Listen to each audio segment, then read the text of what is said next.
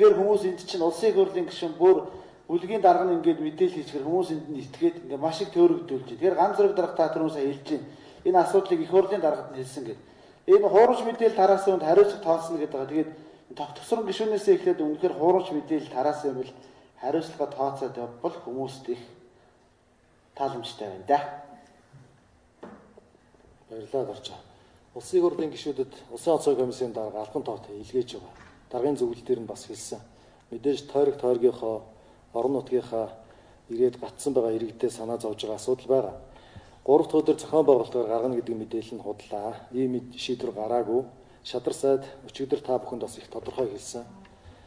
1-р зэргийн дам хавьтлын бүх хүмүүсийг шинжиж дууссаны дараагаар тухайн хүмүүсийг хөдөлгөөнд оруулах асуудлыг шатараатай хийнэ гэж. Тэгэхгүй бол тухайн орон нутгаас ирсэн иргэн хавьтагч байвал хэрвээ халдвар тээсэн байвал орон нутагт очоод дахиад та бидний яриад байгаа халдварын бас нэг голомт дахин нэг объект үүсэх эрсдэлтэй учраас энэ бүхнийг тооцоож үзэж байгаа. Тэнтэй холбоотой за тусгаарлалтын байруудаар шалгалт явьж байгаа, ажлын хэсгийн дүгнэлтүүд удаа дараа гарч явж байгаа. Энэ тал дээр ариун буян генерал мэдээлэл өгч